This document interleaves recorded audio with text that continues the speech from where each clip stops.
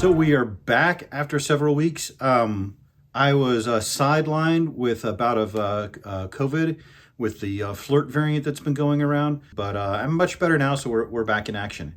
So I was going back and forth on what movie to do next, and I was thinking continuing our alien theme, but then I was talking to someone the other day about Back to the Future. I thought, I've never done a time travel one on here, so this is just as good a place as any to start. Obviously, this is a well-known movie. If you have not seen it, I don't know why. It's a great movie. But the plot is that Marty McFly, a teenager in the 1980s, knows a scientist, Doc Brown, who invents a time machine. Through a series of events, he ends up taking the time machine back to the 1950s, where he accidentally prevents his parents from getting together, and then spends the rest of the movie trying to fix his mistake and get back to 1985, where he belongs. You know, there have been time travel movies before. Obviously, H.G. Wells' Time Machine been written over a century ago and was made into a movie and so forth. But this sort of brought it into the mainstream and was the first one to really go beyond a science fiction audience and become the #1 movie of the year. So I'm sure you're all familiar with it. Let's just dive right in. There have been a lot of videos, a lot of commentary on this movie. I haven't had time to review all of them to make sure I'm adding anything original here. But I do have a few thoughts of this from a physicist's perspective and as a Gen Xer who watched this movie as a teenager and has watched its reputation maintain over 40 years until it's pretty much regarded as a classic. I mean, one of the things that stimulated us was seeing videos from people on YouTube reacting to it who were not born when the movie was made. Let's dive right in. 1985's Back to the Future. I'll call you tonight. I'll be at my grandma's. Here, let me give you the number.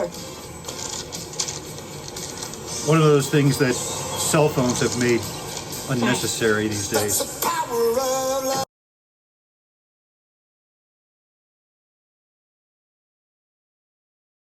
Yes, I liked Huey Lewis in the News with my signature.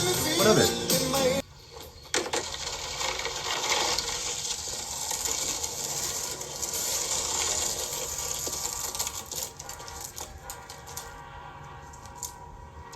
Nowadays, you wouldn't need to go at 1:30 to find an abandoned mall to do your experiment on. You could just go during the day. Please note, Einstein's clock is in precise synchronization with my control watch. Little nod to the space program, I think, here, when they first sent dogs into space. Thankfully, Einstein does not suffer the kind of horrific fate that we would later find out the dogs suffered from.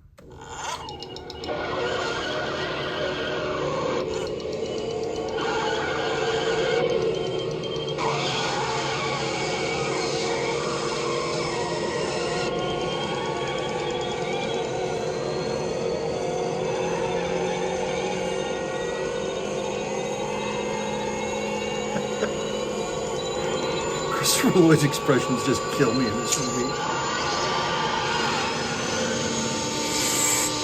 The thermal displacement occurred exactly 1:20 a.m. in 0 seconds. Oh, Jesus Christ. Jesus Christ, Doc, you disintegrated Einstein. So just a little thought here. He talks about temporal displacement, that he's sent Einstein 1 minute into the future. A temporal displacement also means a spatial displacement. The sun is moving around the center of the galaxy. The Earth is moving around the sun. The Earth is rotating on its axis. So even 1 minute is going to mean a huge displacement in space from where you were. But, you know, it's a convention. Wait a minute, Doc.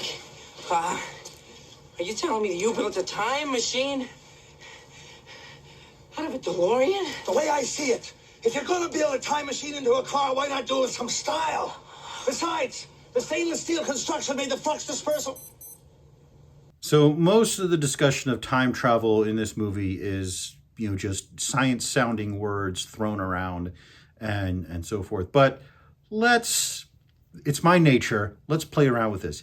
He says that the stainless steel construction of the DeLorean helped with the flux dispersal. Flux is not a thing. Flux is a flow. You know, when light comes into a telescope, that's a flux, a flow of things. So it's not, you know, like you have a flux as a physical thing that you can pick up. It's a flow of whatever it is. Time particles, electricity, light, whatever. Flux dispersal seems a bit weird, but A stainless steel construction could be kind of like a Faraday cage, where you have a metal cage that protects whatever is inside from electromagnetic fields. So if there is some danger of the electromagnetic field you've generated to create this time travel of affecting the occupant, maybe that is why it would help you here. So, any excuse to have a DeLorean. Of course, DeLoreans, as we find out, are very unreliable cars, or were very, very unreliable cars, despite looking cool. This readout tells you where you're going. This one tells you where you are. This one tells you where you were. You input your destination time on this keypad. Say you want to see the signing of the Declaration of Independence. Or witness the birth of Christ. There is no year zero. It goes right from BC to AD. And most people think there was a miscalculation and that Christ was actually born in 4 BC, and probably not on December 25th. You wouldn't have the flux in the fields at that time of year. So, again, little details. This is what makes time travel possible. The flux capacitor. Flux capacitor.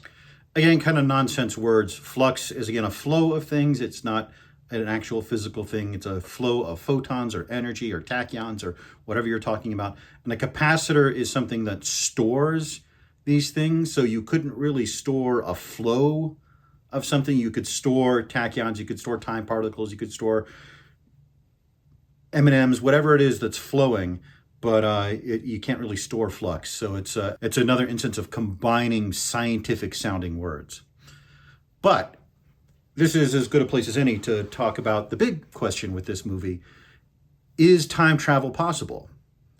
And the answer is, I don't know. Time travel into the future is absolutely possible. You get in a spaceship, you go close to the speed of light, or you get in a spaceship and you go close to a black hole, you will time travel. You'll go into the future. Your time experience will slow down compared to everybody else's, and you will travel into the future. But it's a one-way ticket. Now, is travel into the past possible? There are some formulations of special and general relativity and some aspects of quantum mechanics that suggest that it could be, but we really don't know. And so any discussion of time travel is less about physics and science and more about philosophy and guesswork. Now, on first blush, you might think time travel would be possible. One of the breakthroughs of the theory of relativity was showing us that time was a dimension just like space. You can think maybe you'd be able to plug in coordinates in time the same way you can plug in coordinates in space in order to get from A to B. But time is a dimension different from the 3 spatial dimensions in that it has a preferred direction. There is a direction in time, what we call the arrow of time, and it's usually defined as increasing entropy. Entropy, I think I talked about this in a previous video.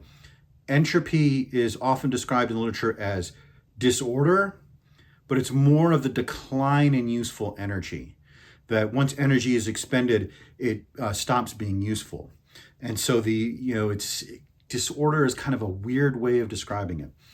But an example of how time is not, of what I'm talking about with symmetry, you take this ball.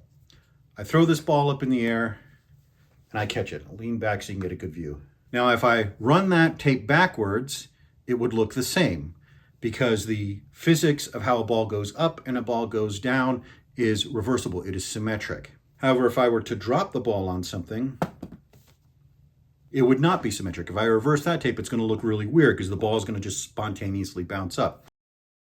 And that's because of entropy. Because when I throw the ball up, there isn't really a lot of entropy. There's a little bit of air resistance. So if you looked really close, you could maybe see a difference in the tape forward or backward. But when I drop it onto here, there's a loss of energy as the ball hits the book. And that entropy going forward causes it to slowly stop bouncing. And so that is the arrow of time that we have, that there are certain things you can't reverse. We still don't really have a very good grasp of the concept of time. There are theories, for example, that antimatter is matter that is going backwards in time. This is one of Richard Feynman's hypotheses. And it's really difficult to test it. But if that were the case, if antimatter is matter going backwards in time, that would imply that it is, while it may not be possible to travel back into time. It may be possible to communicate backwards in time. You may be able to send information backwards in time. I haven't made a video yet on Interstellar, but that hypothesized that it's not possible to travel into the past, but it is possible quantum mechanically to communicate with the past using particles or gravitational forces.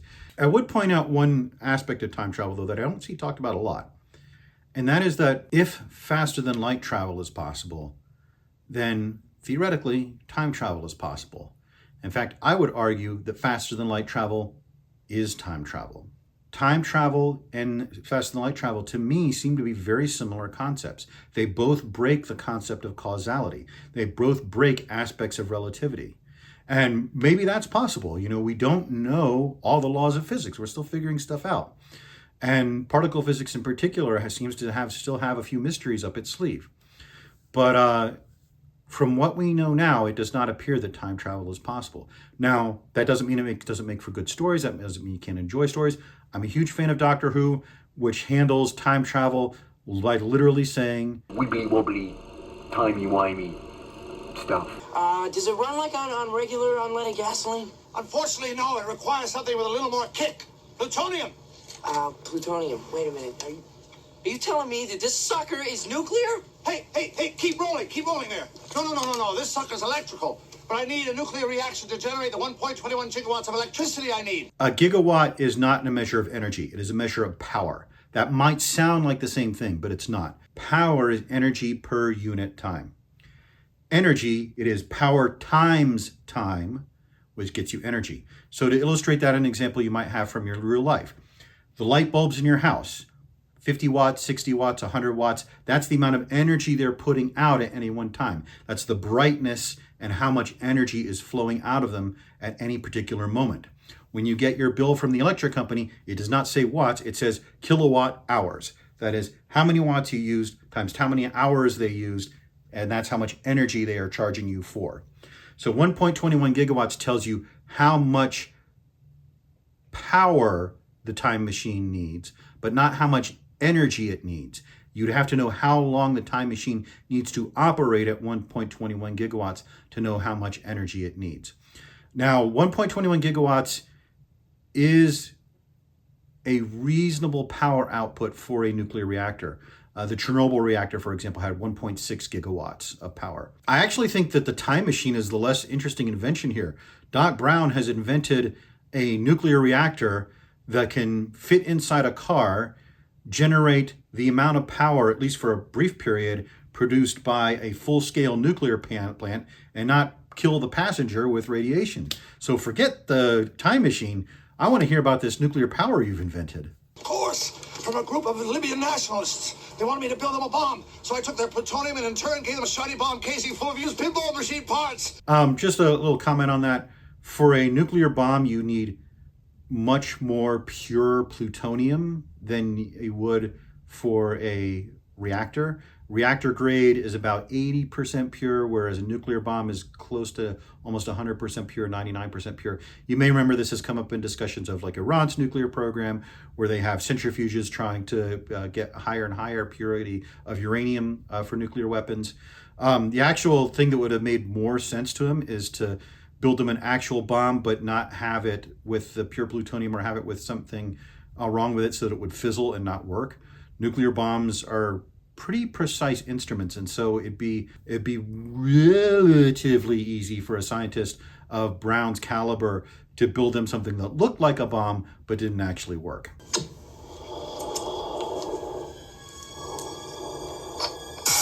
That's not what plutonium looks like. It's a silvery metal, not red. Although, if he has a little bit of plutonium inside some suspension, then maybe that makes sense.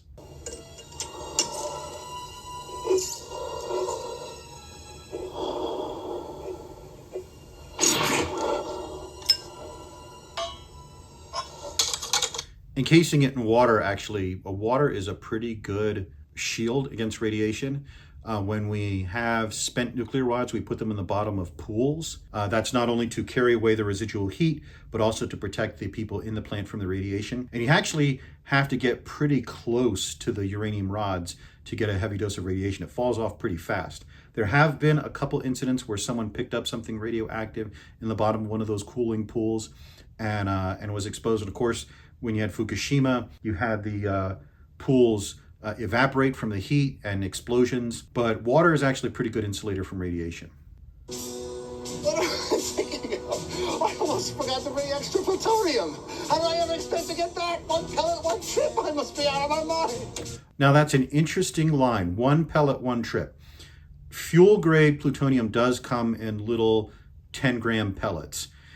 Usually if you wanted to, most of our reactors run on uranium, but there are some that run on plutonium. And the plutonium they use does come in these little pellets. You usually need to have a whole bunch of them to produce the chain reaction you need to get the nuclear power. So another interesting thing about this reactor, if you can take one pellet of plutonium and get enormous amounts of energy on it, again, forget about the time machine, Doc. We want this nuclear energy. This would solve our energy problems pretty quickly.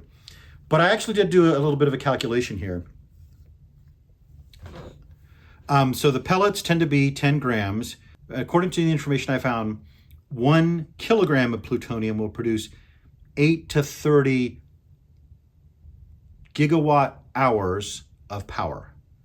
So 10 grams, that's going to produce about 288 gigawatt seconds.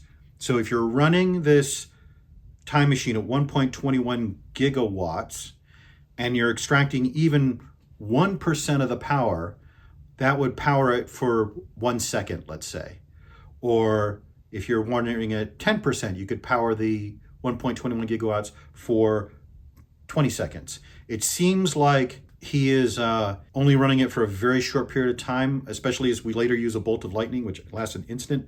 So it's a very short period of duration that he needs that 1.21 gigawatts for. So let's just say a second, you need 1.21 gigawatt seconds. 1 pellet of plutonium, if you could harness all the energy within, is going to produce well and truly that kind of energy for that duration, depending on assuming you can harness one little pellet of plutonium at a time, which you usually can't.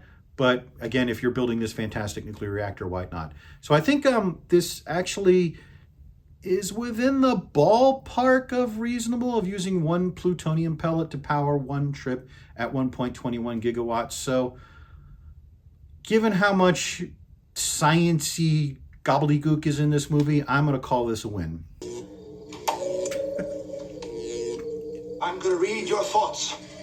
Let's see now. You come here from a great distance? Yeah, exactly. Don't tell me. You want me to buy a subscription to the Saturday Evening Post? No. Not a word, not a word, not a word now. Quiet. Donations. You want me to make a donation to the Coast Guard Youth Auxiliary?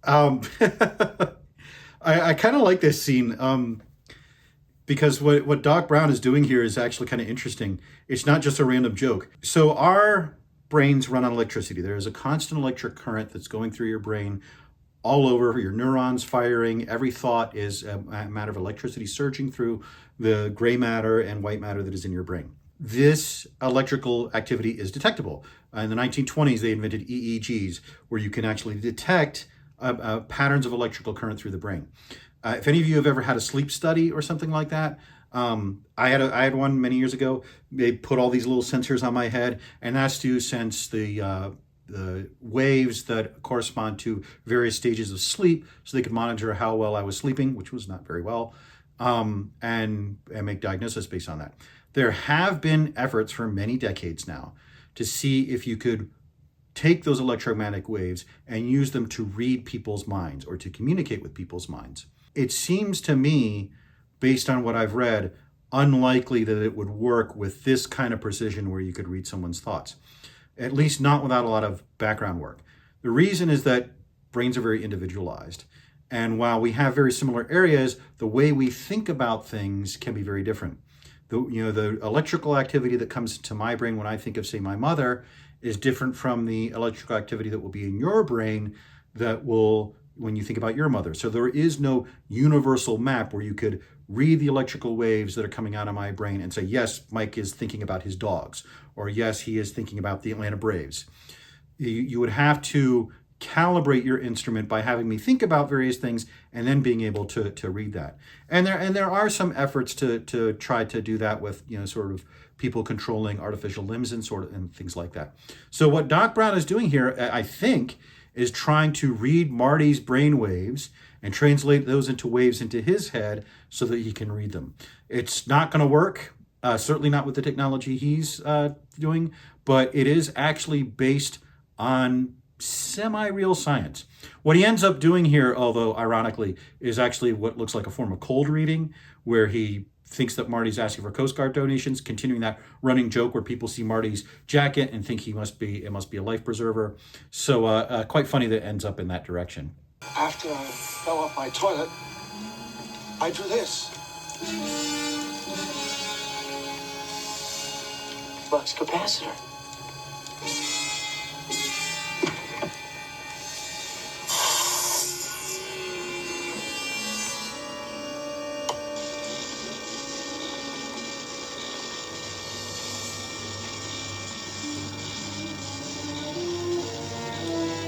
It works! It works! I finally invented something that works!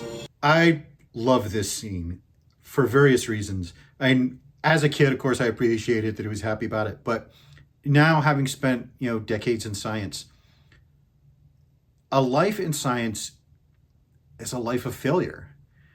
Most ideas, most theories, most inventions are not going to work.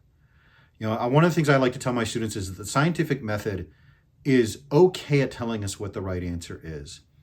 What it's really great at is telling us what the right answer is not.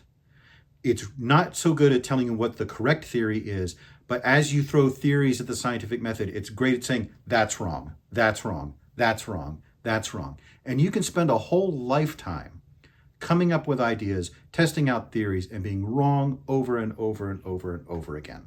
And many people never get to that point of making some remarkable discovery or breakthrough, despite a lifetime. Most of us just hopefully contribute to the eventual breakthrough that someone else will make. And so Doc Brown, this is made pretty explicit and shown in the previous scene with his attempt at mind reading. His life has been a series of failed inventions, of coming up with ideas and finding out they don't work. And so this moment of finding out, I invented something that works, I was right about something, is something that I appreciated in 1985, but really hits home now that I've been in science for so long and have seen what it's like to just go through day after day trying to prove things and sometimes spending years on a project only to find out that the underlying theory was wrong. So I really do love this scene. I think it really is a great part of the movie. Marty, I'm sorry, but the only power source capable of generating 1.21 gigawatts of electricity is a bolt of lightning. What did you say? A bolt of lightning. Unfortunately, you never know when or where it's ever going to strike. We do now. A bolt of lightning, they can vary a bit, but they can generate a few gigajoules of energy. And a watt is 1 joule per second. So you could potentially get an electrical power of 1.21 gigawatts if you could harness it. Problem with that is two things. One, it's kind of unpredictable. And two, the impulse that you're getting. You're not getting a slow buildup or anything like that. You're getting a sudden, massive surge of 1.21 gigawatts. And it may not be exactly 1.21 gigawatts. It may be 2 gigawatts. It may be half a gigawatt. So you're very dependent here. But they're in the right ballpark of how you would generate that kind of energy. And again, that confines the reaction that the time machine is doing to a fraction of a second, because you're only going to be connected the way they set it up to the electrical line for a fraction of a second. And the duration of energy that it's pumping out is only for a fraction of a second. So again, this is, like I said earlier, that you only need a small amount of time that you're generating that energy for. There have been programs that have tried to harness lightning energy as a source of energy, But because you can't predict where lightning is going to strike, because the amount of energy you're getting is unpredictable, because the duration of that energy delivery is only microseconds, there hasn't been a lot of progress on that. I did see something about how maybe you could, have a setup in an area where lightning is frequent that would harness that energy to break water down into hydrogen and oxygen, and then you could burn the hydrogen to generate a more reliable source of energy. But I don't think any progress has ever been made on that front. So again, Doc Brown should spend a little less time talking about time travel, a little more time solving our energy problems. Marty, you interacted with anybody else today besides me? Yeah, well, I might have sort of bumped into my parents. Great Scott! Let me see that photograph again of your brother. Just as I thought. This proves my theory. Look at your brother. His head's gone. It's like it's been erased. Erased from existence. This is something, there are probably a million YouTube videos about the grandfather paradox.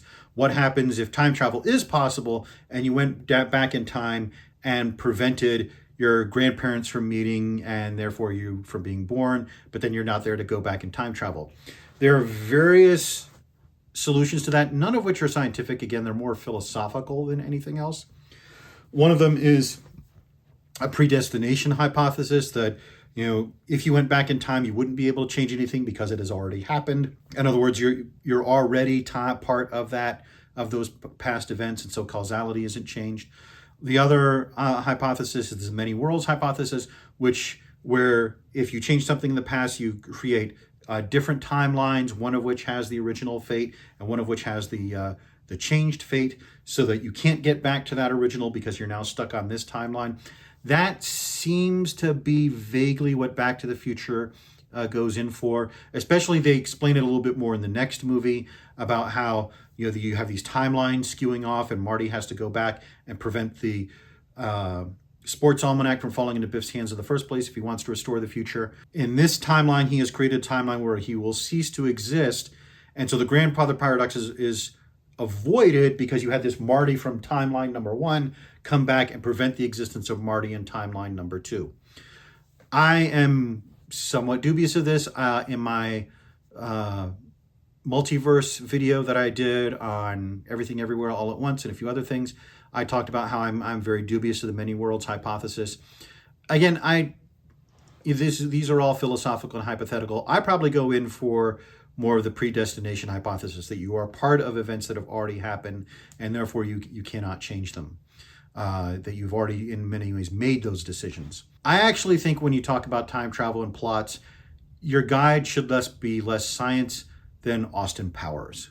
I suggest you don't worry about this sort of thing and just enjoy yourself. That goes for you all, too. Yes. Silence, Earthling! My name is Darth Vader.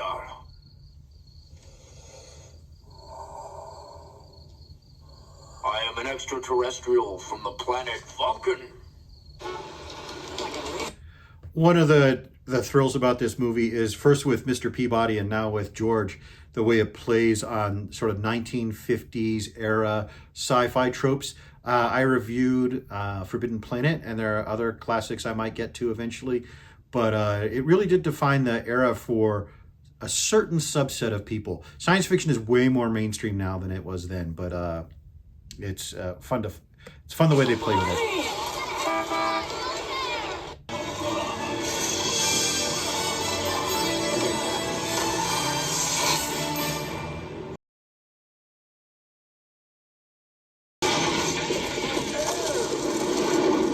One of the most appropriate profanities in movie history. According to the flyer, at precisely 10:04 p.m. this Saturday night, lightning will strike the clock tower, electrifying the cable just as the connecting hook makes contact, thereby sending 1.21 gigawatts into the flux capacitor and sending you back to 1985. There's a lot that can go wrong with this plan. You have to really get the timing down to like microseconds. So he's relying a little bit here on luck. I prefer to rely a little bit more on science. Probably make a little more sense to have some way of storing the energy so that you can have it in this, electrical loop maybe, and then have Marty hit it, so you have a little bit more of a time window. But it's a movie. That's what movies do.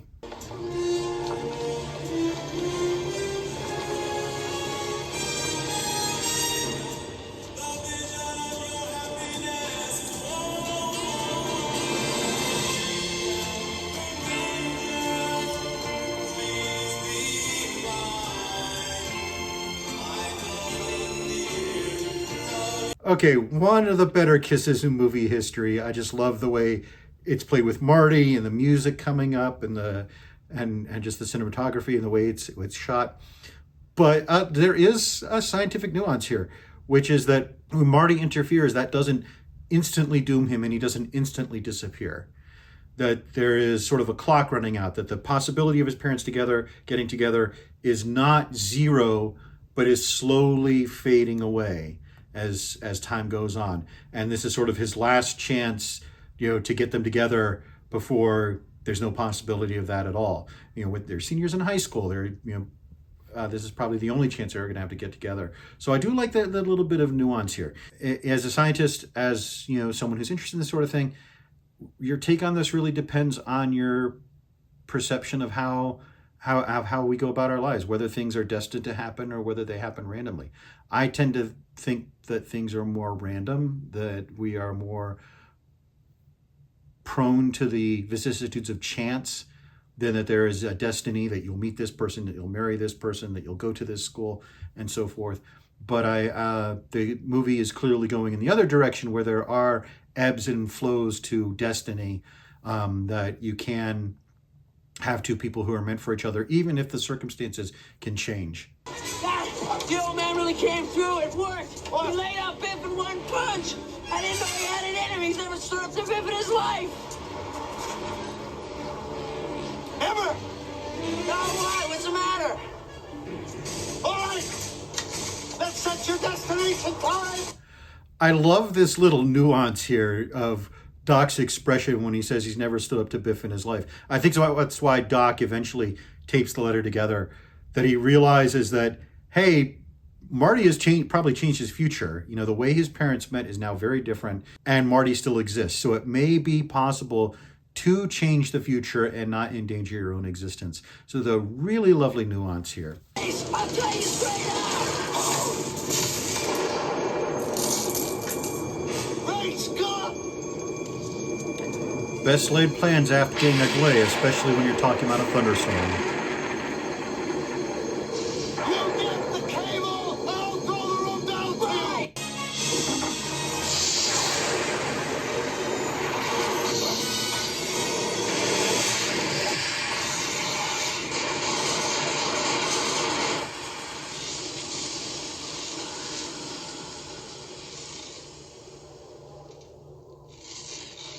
Thunderstorm ended awfully suddenly.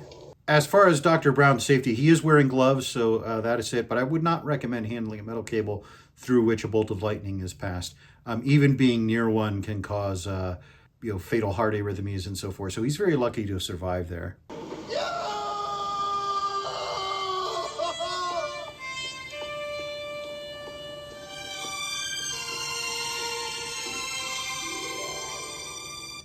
Again, that joy of discovering that you are right about something.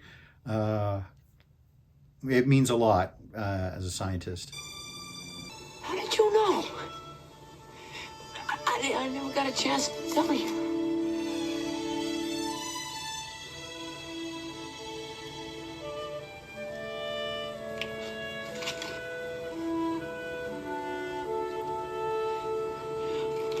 What about all that talk about screwing up future events, the space-time continuum?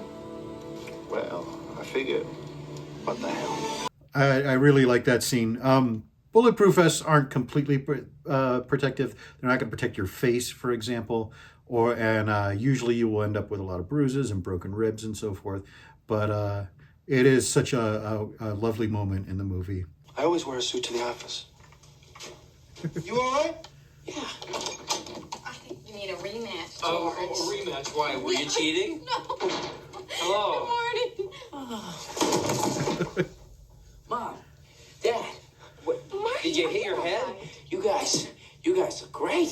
Mom, you look so thin. Thank you, Marty. George. I mean, it is kind of ridiculous that he's changed his parents in this way, but they still had the exact same children at the exact same time, the exact same sperm and egg met, and they still sleep in the same house and so forth, but I'll allow it. Everything is great.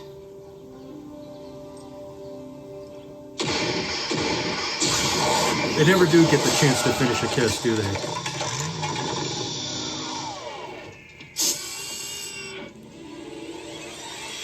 Marty! You've got to come back with me! Where? Back to the future! Go ahead, quick, get in the car! No, Doc, I just got here, okay? Jennifer's here. We're gonna take the new truck for a spin. Well, bring it along! Fusion power is, of course, I've talked about it in previous videos, how it is hopefully the energy of the future, the potential energy output versus the amount of nuclear waste produced is a dramatic improvement. And of course, your fuel would be readily available in terms of tritium and so forth, or perhaps helium-3 from the moon. I'll maybe get into that in a future video more in depth. But this is a little bit of silliness. Nuclear fusion requires very specific isotopes, and so it'd be you'd need something to extract those isotopes from whatever you're dumping in there. Probably the easiest thing to do would be to pour seawater or something in there, and hopefully it would extract those isotopes. Mr. Fusion would not be a magical energy producing machine. You'd actually need specific things for it. This concerns her too. Nitpicking again, Well, that's what I do. What are you talking about? What happens to us in the future? Hey, Doc, we better back up. We don't have enough road to get up to 88. Roads? Where we're going, we don't need roads.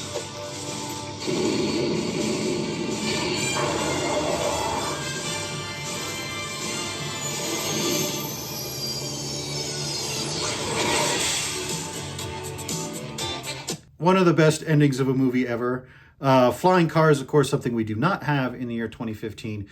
I'm, for one, am kind of grateful about that. I live in a college town, and some of these people have trouble navigating 2 dimensions. I can't imagine what they would do with a third. So, but yeah, common trope in science fiction. So as usual, I'm going to have 2 reviews here. The movie review as a movie, review as science. I don't think when this movie came out in 1985, anyone thought it was going to be a classic. It was certainly a hit. It was the #1 movie the year. It made enormous amounts of money. It spawned 2 sequels. Everyone really liked it. But I don't think anyone thought 40 years from now people will still love this movie. But it has aged really well. It's still entertaining. This is probably the 50th time I've watched it, and you could see me grinning and laughing, and I just really enjoy it. It is a fantastic movie. And one of the things, it may have been, I want to say it was Quentin Tarantino who said this. This movie has an almost perfect script.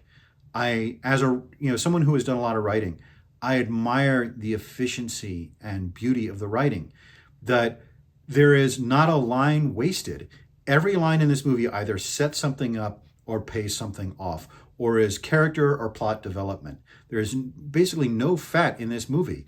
It is a really wonderful script, and it's neatly divided. You have the first act set in 1985, the main bulk of the movie in 1955, and then the concluding act in 1985. And of course, it sets up a hook, which was intended at the time as just a throwaway joke, but ended up being the hook for the next 2 movies, which are also quite good. Robert Zemeckis, I don't know if he'd be on most people's lists as one of the greatest directors of all time.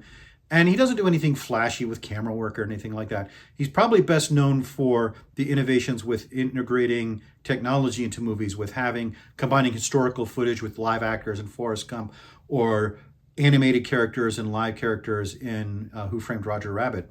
He's made a lot of great movies. But one of the things I think stands out about Robert Zemeckis as a director is the acting. That it's not necessarily Academy Award-winning acting, although I think Forrest Gump, he did win an award for that. It's that the acting is pitch perfect. And the acting in this movie is pitch perfect. Everyone in this movie is perfect for their role, plays their role exactly the way it needs to be played. There's not a weak performance in the cast. Obviously Michael J. Fox was the headliner. He was known more for Family Ties at the time, so this was his big breakthrough movie. But he he really anchors the movie. There are some outtakes that show when they originally had Eric Stoltz cast for this movie, and he's a fine actor, but he doesn't play it right, I think. It's a much darker portrayal, much more serious portrayal. As I've said in previous movies, especially like in the context of Armageddon with Bruce Willis, being able to be in the star of a movie that has a silly premise, that is ridiculous if you think about it, but making people care and believe and laugh and cry with you, that's a talent. And Fox plays it absolutely perfectly. He's not so serious that it gets dark, because, I mean, you think about it, being erased from existence is a pretty dark thing, but it's not so silly that you don't care. And I think he just absolutely has this way of responding to these ridiculous situations he finds himself in and making you believe that this is how an actual person would respond to it. I mentioned several times during the video, Christopher Lloyd does so much with his facial expressions and his body language.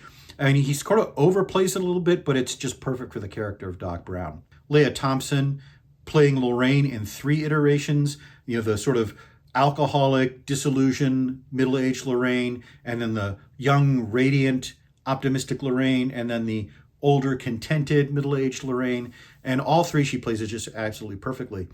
And Tom Wilson, doesn't get a lot of credit, but I think his villain of Biff played wrong would have made this movie very dark. Because what he does in this movie, like attempted murder and stuff, that's pretty dark. He manages to play it with just enough over the top that you are like, oh my God, this is really scary what he's doing here. And it's more of ridiculous and cartoonish.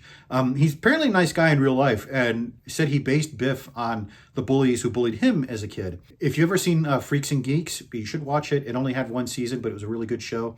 He plays a coach in that series, and it's a very different character from Biff, and probably closer to what he's like in real life, and just really does a great job of it. And of course, he and Leah Thompson occasionally post videos of them in various places, and they're just really cute together. So it's nice to have that legacy to it. But I think the acting is what, and writing is what carries this movie. I mean, the special effects are okay, but not revolutionary. The concept is okay, but not revolutionary. But what really makes it work is the writing and the acting. If you write a good script and you put good actors in it, you can have a movie about time travel or the Civil War or anything, and it's going to be entertaining and good. And I think that's why this movie has lasted the test of time, because of the writing and the acting. It's not, anything else, the concept or the plot or anything like that. I think that's what makes it work, that you buy into it and you care about what's happening. For me personally, I was 13 when this movie came out. And so it meant a lot to me as a kid. I actually didn't identify so much with Marty as I did with George, that I was that kid who was sitting alone at the lunch table writing his science fiction stories and afraid to talk to girls. And I think that's changed in the last 40 years. And nowadays, of course, I find myself as an older person identifying a little bit more with Doc Brown and the way this movie impacts him. And, thank goodness I didn't grow up to be a wild-eyed scientist with a lot of hair. Anyway, the thing that I think is the anchor of this movie, though, is something really interesting, which is the relationship between Doc and Marty. This sort of uncle-nephew relationship, this avuncular relationship that they have together, this friendship, which spans 3 movies and just is really the anchor of the 3 movies. I really like the way that is played, that you believe it. And it served as the basis, if I'm remembering correctly, for the Rick and Morty series, a series I have not watched. My daughter's a big fan, but I haven't gotten around to watching it. But I understand it is based, the relationship between the 2 characters is very similar to the relationship between Doc and Marty. This is something that used to be a little more common. When I was a kid, and I was talking to my mother about this when she was saying when she was a kid, it was not unusual for a young person, a teenager, to have a friendship with an adult that they weren't related to. That was sort of a mentoring relationship, more of a uncle-nephew, aunt-niece relationship, where they would, in my mom's day, they would take you hunting or teach you how to sew or something like that. In my day, there was a lady across the street who did not have children of her own, but would have me over to do odd jobs and would talk to me about technology or books she'd read and stuff like that. We seem to have gotten away from that. I understand why people are more afraid of, inappropriate relationships and grooming situations and so forth like that. But I do think something has been lost in the process of having that relationship to someone who's not your parent, who is not your grandparent, who can mentor you and listen to you and understand things from a different perspective. Having that transition from a teenager watching it and sympathizing with Marty, sympathizing with George, now to an adult, sympathizing more with his parents and with Doc Brown.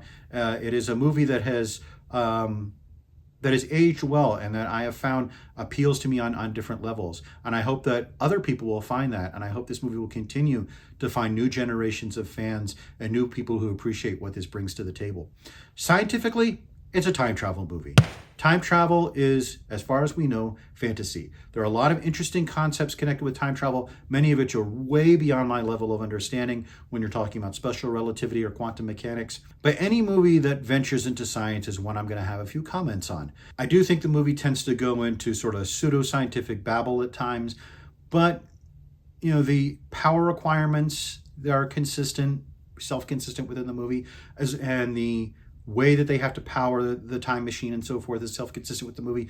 And really, when you're talking about more fantasy technology, more fantasy science like time travel, as long as the movie is internally consistent, as long as it plays by its own rules, I'll be happy.